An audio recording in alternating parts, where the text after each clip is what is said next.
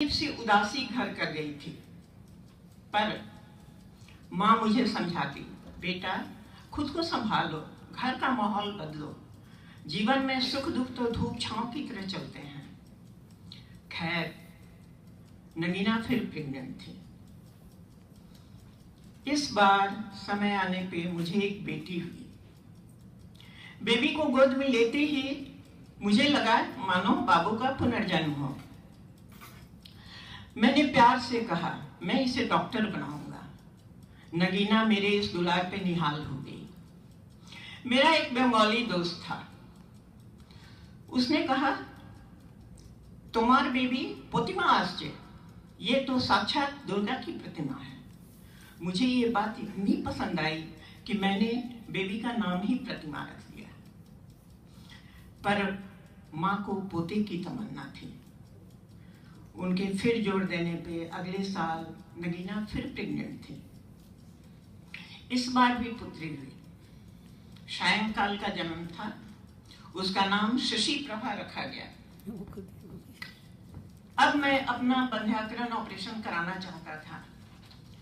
आने वाले आर्थिक संकट की संभावना मुझे परेशान कर रही थी, पर माँ ने मुझे ऑपरेशन कराने से रोक दिया। उन्हें पोते की धुन थी।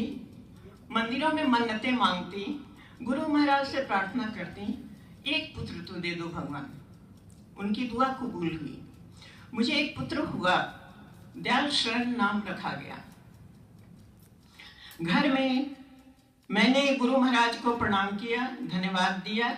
घर में खुशियों की चहल पहल गूंजने लगी। देखते देखते समय बीतने लगा।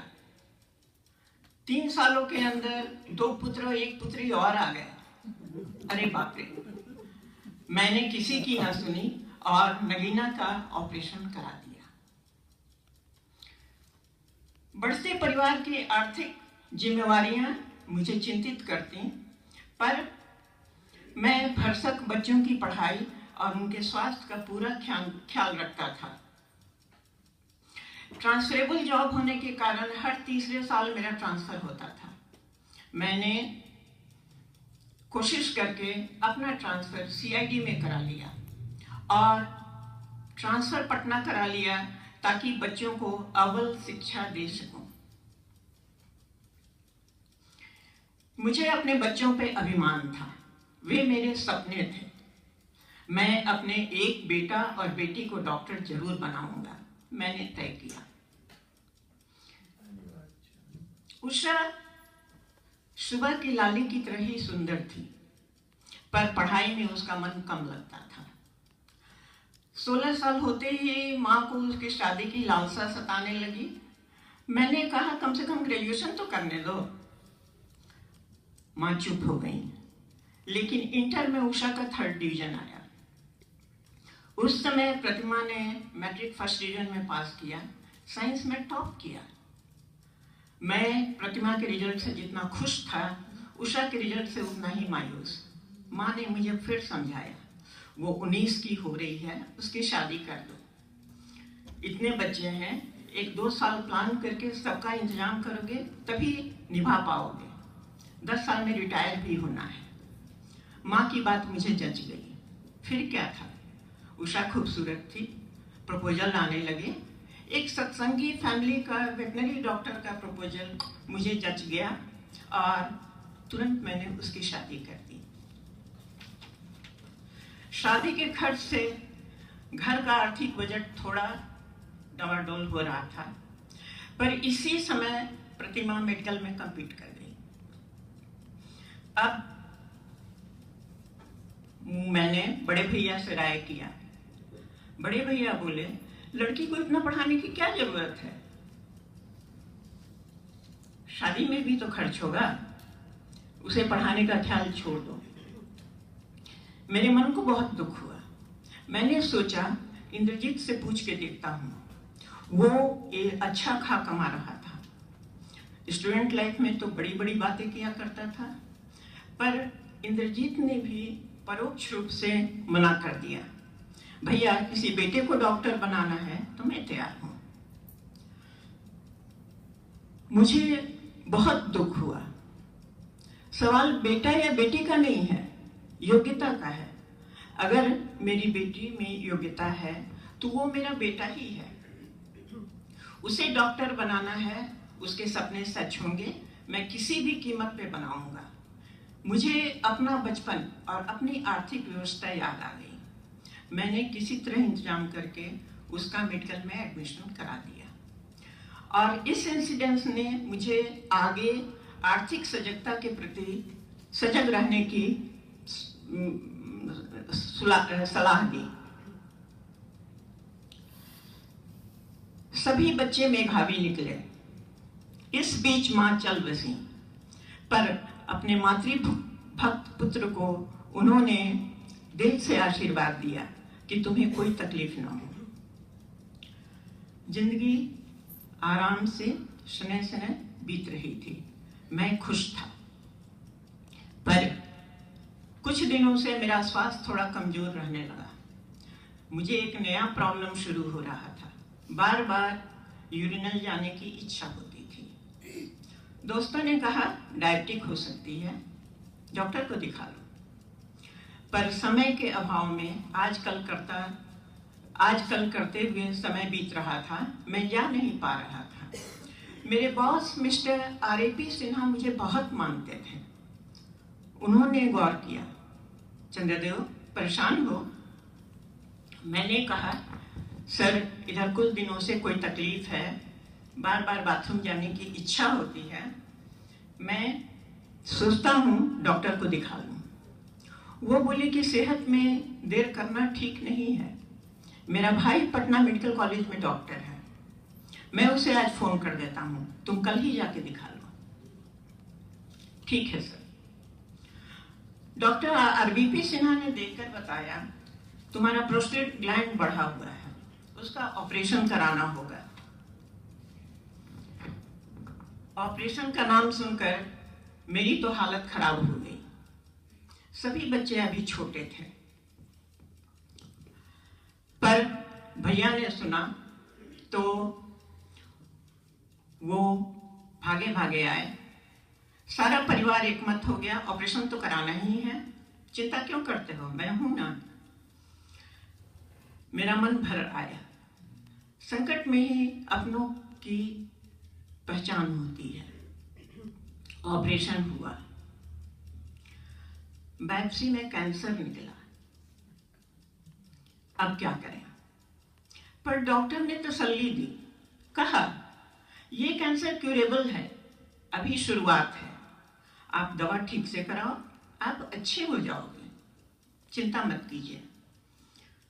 सचमुच पटना और बॉम्बे में साल भर ट्रीटमेंट कराने के बाद डॉक्टर ने मुझे कैंसर मुक्त घोषित कर दिया।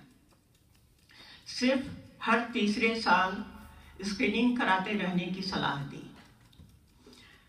भाग्य की इस विलक्षण प्रक्रिया से मैं अचंभित था। गुरु महाराज पे मेरा विश्वास और जम गया, उन्होंने मुझे दोबारा जीवन दान दिया था। ये इंसिडेंस 1971 का है। 78 जनवरी में मुझे रिटायर होना था। मैं अपनी सेहत का ख्याल रखने लगा। देखते देखते 4-5 साल और निकल गए। प्रतिमा फाइनल ईयर में थी, प्रभा ग्रेजुएशन कर चुकी थी, दयाल इंजीनियरिंग पढ़ रहे थे, गुरमुख मुन्ना मैट्रिक में थे, मुन्नी 8th में थी। मैं क्या करूं, मुझे समझ में नहीं आ रहा था, क्योंकि कोशिश करके सिर्फ 2 लड़कियों की शादी कर सकता था, बाकी 3 पुत्र और 1 पुत्री अभी एस्टैब्लिश होना शेष थे।